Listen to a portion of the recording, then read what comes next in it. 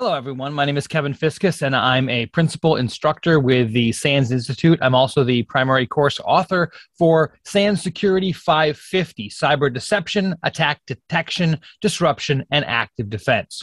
I wanted to take a little bit of a time to actually go through that class, provide an overview of what to expect and what that class is all about, literally get into what's going to be covered, what are the topics that are going to be addressed each day, and what are the hands-on lab activities you can expect if you attend Security 550. So we're going to cover each day. We're going to talk about the topics, kind of go into that in a little bit of detail. We're going to talk about the labs for each day, talk about the capture the flag at the end of it, so you get a detailed understanding of what to expect throughout the entire class. So as far as the overall class is concerned, the goal of the class is to understand this topic of cyber deception. We want to talk about what cyber deception is, why it's necessary, how to do it. We're going to talk about tools. We're going to talk about techniques. We're going to talk about concepts. We're going to talk about kind of understanding of the fundamentals of cyber deception. Now, this class is not actually designed to be a highly tools-focused class. It's not going to be a big tools dump where we just say, wow, here's 100 different deceptive tools you can use, because the tools are actually relatively easy, and it doesn't really matter what tools you use. There are tons of commercial deception technologies out there, and you can even do cyber deception using built-in components of existing operating systems. So it's not really a function of the tools, but more of the mindset, the thought process, the understanding, the planning, all of that type of stuff, and that's exactly what we're going to be talking about. So we're going to talk about how you can design a deception campaign. Yes, we will cover many of tools and utilities that you can use from that. We'll talk about techniques. We'll talk about methodologies. We'll talk about how we can incorporate other resources that are out there. So it's going to be really, really awesome. Now, in terms of the labs, there are a lot of hands-on labs. The way that we have the class structured in general is each day is broken up into 4 different sections or segments. After each segment, or in most cases, after each segment, there's going to be a lab exercise. Now, there are a couple exceptions to that, which I will talk about throughout the class, but there's a lot of hands-on activity. The overall lab is set up that you are working for a company called AppXevo, and you're working with a gentleman named Jonathan. Now, Jonathan is learning about deception, and you are going to be working with Jonathan, this fictional character, to increase the capabilities in terms of cyber deception throughout the course of the week, which is pretty cool stuff. Now, day 1 is the laying down the foundation. Day 1 is kind of the overview of the entire class in microcosm. What we're going to do is we're going to start off. The first segment on day 1 is an understanding of why deception is necessary. So we're going to spend some time talking about what the current state of the industry is, why that current state leads itself towards needing something like cyber deception, and what is an overview of what deception is. What is it in general? Then what we're going to do is we're going to talk in more detail about why it's necessary, and specifically we're going to talk about how it is that the bad guys can compromise our environments and remain undetected for as long as they often can. We're going to talk about how different security controls can be evaded. So we're going to talk about evading firewalls, IDS, IPS, antivirus, endpoint security, DLP, application control, application whitelisting, security, event and information management, centralized log collection, and even network access control. So how it is that the bad guys bypass those. And the reason why we're going to be talking about that is because it's important to understand why our existing security controls, it's not that they don't work, it's just that they're insufficient. We need something more. Then we're going to spend a little bit of time talking about what happens if you do deception badly. There are a lot of ways that you can implement cyber deception that make it very, very obvious to an attacker that deception is being implemented. And if the attacker becomes aware that deception is being used, there are some negative impacts that we need to be aware of. So we're going to talk about all of that. Then at the very end of the day, on day one, we're going to spend some time talking about what deception done right looks like. How do we get to deception done right? What does it look like? What are the advantages? What are the benefits? All of that type of stuff. So by the end of day one, we will have understood what cyber deception is, why we need it, what are some of the things that the bad guys already do to circumvent our existing controls, and then what deception looks like when it's done poorly, as well as when it's done correctly, when it's done right. Now, we have a couple of labs. Now, day one is one of those examples that I mentioned where almost every day we have a section followed by a lab, section, lab, section, lab, section, lab. We have 4 sections and 4 labs per day. Day one is a little bit of an exception to that because our first lab is going to happen after the first 2 sections. So we're going to spend time talking about the overview of deception, what it is, why we need it, all that. And then we're going to talk about how the bad guys evade controls. Then we're going to do a lab. Now, in this lab, the scenario is that SEC550 recently suffered a security breach. And what you're going to do is you're going to recreate that breach. Effectively, you're going to provide a baseline for this is how bad guys can attack an organization. It's one example, but it shows how the bad guys managed to attack SEC550. So this is more of an offensively oriented attack type lab to get you up to speed on different techniques and that kind of stuff. Then what we're going to do is we're going to do, after we talk about what happens if deception is done badly, we're going to actually show you an example of deception done badly. So we're going to, in this particular case, you're not implementing the deception. Jonathan, your colleague, has already implemented the deception, and you're going to attack it and see what it looks like from an attacker's perspective. And what are some of the things you can do as an attacker to circumvent that deception? And then after we've talked about what deception done right looks like, we're going to go back and we're going to almost repeat the second lab, the 1.2 lab, but we're going to show what it looks like when deception is done better. So you can kind of see that before and after. All right, so that's day one. So now we've outlined the overview of deception. We've got a good visualization, effectively, of what deception is going to look like at the very end of things. So now we're going to get into more of the details. So on day 2 is all about setting the stage for developing a deception plan. Now, when trying to implement cyber deception, there are a few things that are really, really important. First of all, you have to know your own environment. You have to know what's there. It's real simple. If you're going to create deceptive resources that look like your production resources, you need to know what your production resources look like in terms of what's on your network, MAC addresses, IP address assignments, naming, what services are open, what ports are open, what operating systems are being used, all of that kind of stuff. So we're going to talk about techniques and methods and ways in which you can learn about your current environment, where you can inventory and gain an understanding about your current environment. And we're going to kind of supplement in there some conversations about data classification, as well as a little bit of a deep dive into regular expressions, because doing regular expression-based searches is going to help you in terms of understanding your own environment.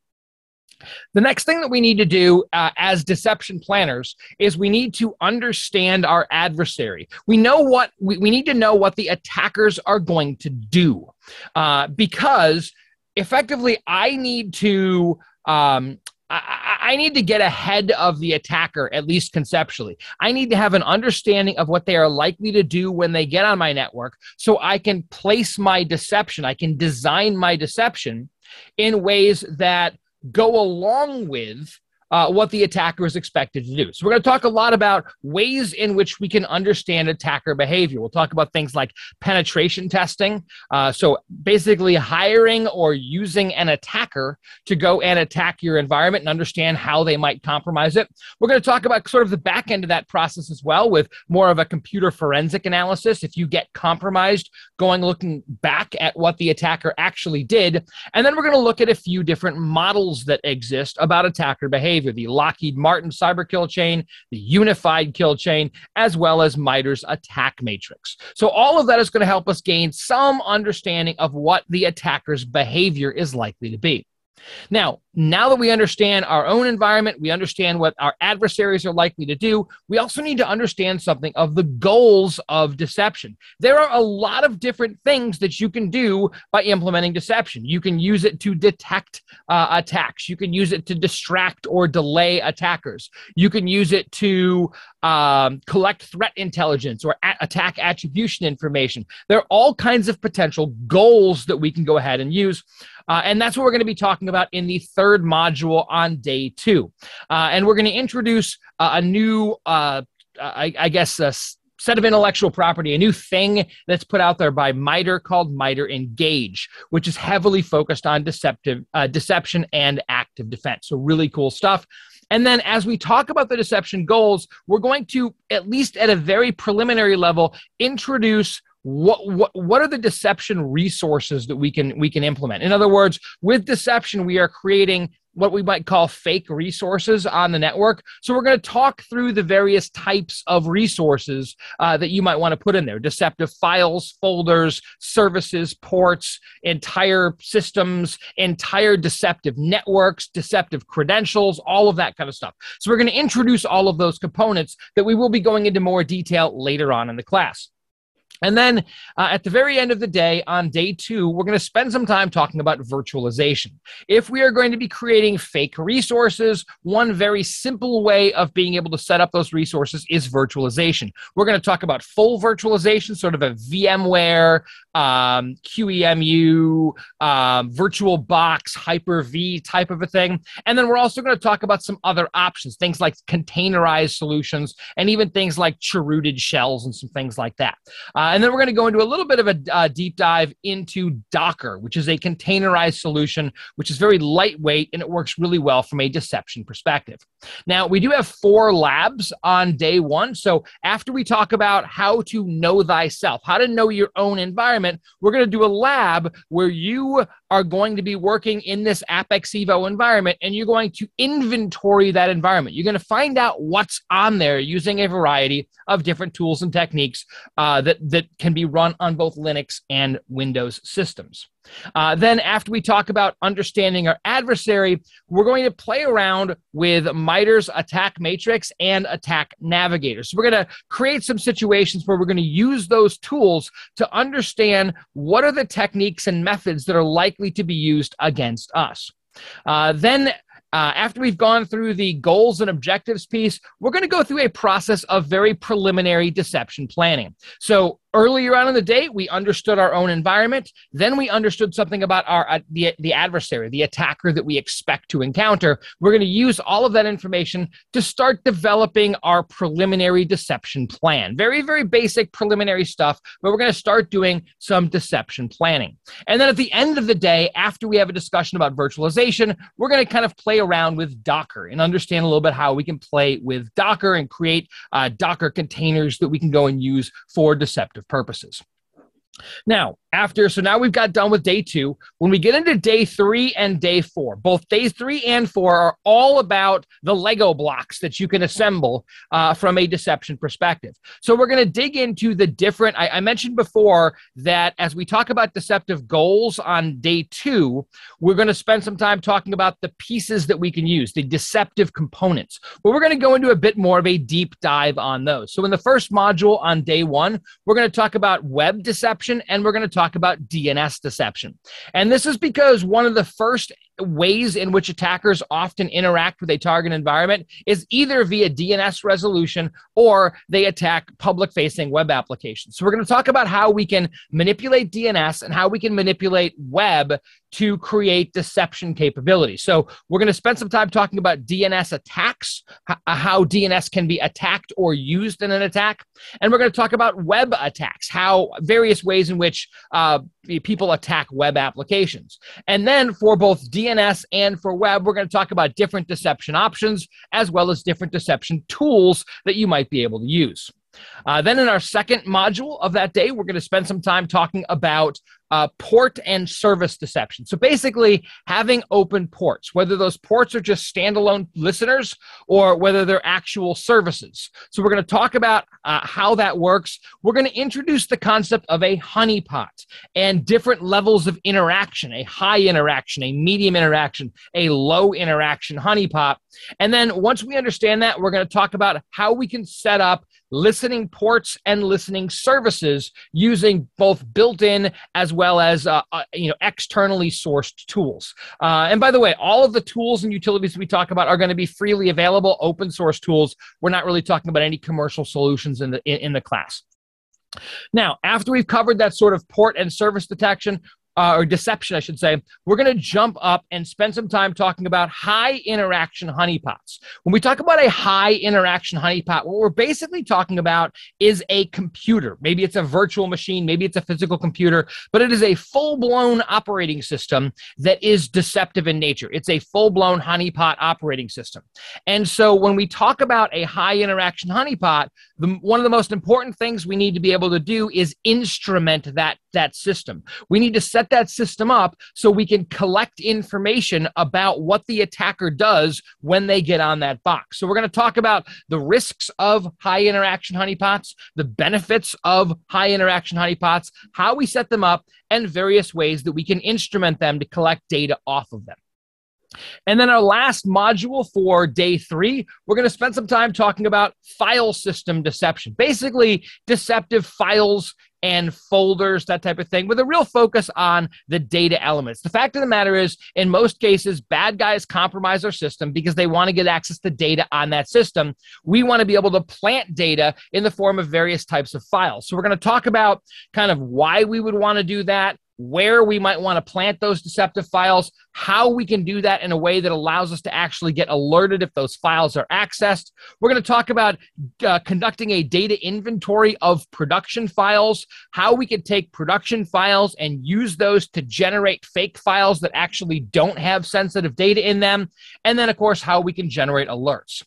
Then as we move on, we're going to spend our day 3 labs. We also have 4 labs. So in our first lab, we're going to play around with DNS and web deception. So we're going to play around with DNS wildcards, different deceptive host entries that are in there, as well as setting up a WordPress honeypot. So you can actually see, and you're going to attack things along the way. Then after we've talked about deceptive ports and services, you're going to be playing around from a Linux perspective, typically a Linux perspective, setting up an SSH honeypot. And then from a Windows perspective, you're going to be setting up an RDP, a remote desktop protocol, deceptive, service as well. Then when we talk about high interaction honeypots, what we're going to do is we're going to set up one. We're going to set up a system. We're going to instrument that system so that it can collect that data. So we've got a lot of work to do in that one. And then, of course, with our file deception, we're going to play around with different ways in which we can implement that using file shares, auditing or logging of file share information. We're going to plant a deception SSH key. So basically, that might be a good target for an attacker, and then we're going to track any usage. And throughout this whole process, we're going to start integrating all of these different components with the Elastic Stack. So we're talking about Elasticsearch, Kibana, Beats, Logstash. So we're going to be setting up all of that. So as we go through and we build these deception components, we're going to be sending the data to effectively kind of a SIM type of a technology, which would be pretty cool stuff. All right, so we're basically halfway through the class at this point in time. When we go into day 4, we're going to continue talking about the Lego blocks, the pieces and the components that we can put together from a deception perspective. And we're going to start off talking about deceptive accounts and credentials. So if I'm a bad guy and I compromise your environment, one of the first things that I want to do is get valid credentials for an active account. Because if I can use valid credentials to access the system, then I'm much less likely to get detected. The credentials are more likely to work than some exploit code, that type of stuff. So we're going to talk about what are some of the various options on Unix or Linux type systems, as well as Windows for creating those fake credentials. We're going to talk about how deception can thwart different types of credential-based attacks. We're going to talk about how we can plant the credentials in there. And keep in mind that credentials are a representation of some sort of a user account. So we're going to expand this discussion and talk about persona creation. If I'm going to create a fake user, well, how can I make that user be as realistic as possible? We'll talk about creating fake social networking accounts and those types of things. So creating that a believable fictional persona for the fictional user, making it more believable to an attacker. Then we're going to spend a little bit of time looking at things from a networking level. So we're going to look at wireless deception and then regular sort of network traffic type deception. From a wireless perspective, we're going to talk about a variety of different wireless attacks. And then we're going to talk about how we can set up deceptive wireless infrastructure as well as deceptive wireless clients. And then after we've played around from a wireless perspective, we're going to spend some time talking about deceptive network traffic and how we can collect, for example, production network traffic, modify that production network traffic, and then replay it over and over again to create traffic that can be intercepted by the attacker, make our deceptive solutions look more realistic, and even, for example, if we use clear text protocols, provide the attacker with fake credentials that they can use. So we're trying to create a picture for the attackers that makes an inviting target, and we can talk about playing around with network traffic from that perspective. Then we're going to go on in our third section, talk a little bit about email and IoT. When we talk about IoT, we're kind of combining all of this embedded devices. So Internet of Things, industrial control systems, SCADA systems, all of that type of stuff we're going to be looking at. So we're going to look at the attacks and the threats with respect to email as well as IoT. We're going to talk about why deception is necessary for stopping things like phishing as well as IoT attacks. We're going to talk about the methods we can use as well as tools and utilities for both email deception and IoT deception. And then at the very end of day 4, we're going to spend some time talking about honey nets. So what we're basically talking about is an entire network of deceptive resources. So think of, we talked about high interaction honeypots. Well, if I have multiple high interaction honeypots sitting on a network, that is basically a honey net. So it is the ultimate in high interaction environments. We're going to talk about the risks and the benefits of honey nets. And then from a honey net perspective, we've already talked about instrumenting and configuring the individual honey pots. We're now going to spend some time talking about sort of network control, monitoring and control. So we're talking about different types of firewalls, packet collection, net flow collection, all of that type of stuff. So how do we actually instrument, monitor our honey net, and how do we make sure the attacker doesn't do things that we don't want them to do? So those end up being all of the sort of Lego pieces that we can put together to create deceptive environments. From a lab perspective, on day 4, we're going to go through all of that. So when we talk about deceptive accounts and credentials, we're basically going to be creating deceptive users on Linux, WordPress, and Active Directory. So we're going to talk about web as well as Linux and Windows. And then we're also going to talk about how we can actually plant deceptive credentials in memory. After we've talked about wireless and network deception, we're actually going to play around with some protocols that are often taken advantage of by bad guys. Link local multicast name resolution and ARP. So we're going to create deceptive traffic there. And we're also going to set up what's called a TCP tar pit to try to slow down or grab the attention of attackers. After we've talked about the IoT and email, we're going to play around with a tool called Conpot, which is an IoT honeypot. So we're going to dig into some of that. And then the last one, when we talk about, so we've already talked about honey nets. So we're going to spend a little bit of time talking about active response, active deception, and tracking. So we're going to use a tool set called the Problem Steps Recorder to collect information from a remote deceptive system and kind of see how that goes. All right, so now we're up to day 5. So day 5, we're changing things around. Now we're going to spend a lot of time talking about fundamental concepts. We now understand all of the pieces and parts. How do we put them all together? So in our first section, we're going to spend a lot of time talking about deception concepts, deception methods, the effects or how to affect an adversary. In other words, how to change the behavior of the attacker. Which is ultimately what deception is all about. It's not about getting our adversary to think something. It's about changing their behavior. So how can we put together various concepts, methods, and even some fundamental maxims? How can we use all of that to change the behavior of the adversary or to have an effect on that adversary? When we get into our second section, we're going to go into a section on deception planning. So we're going to take all of the pieces and parts that we talked about from day 1 all the way up to where we are in day 5. And we're going to talk about going through and developing a detailed deception plan. Now that we've got our plan developed, we got to talk a little bit about how we can evaluate that plan and test it. So we'll talk about sort of tabletop testing, using penetration testing, that kind of stuff. And then lastly, we have a few wrap-up ideas or wrap-up concepts we're going to be talking about. So we're going to spend some time talking about, legal issues with respect to deception, how we do incident response in a deception environment. We're going to briefly give an overview of a number of the different commercial solutions that are out there and wrap up with some final thoughts. Now, day 5 is a little bit different from a lab perspective because we're literally going to go through all of those sections in like the first half of the day. The second half of the day, while it is broken down into 5 discrete individual labs, we're going to be doing it in one giant thing. So we're going to do lecture for the first half of the day. The second half is going to be a big hands-on exercise to bring all of this stuff together.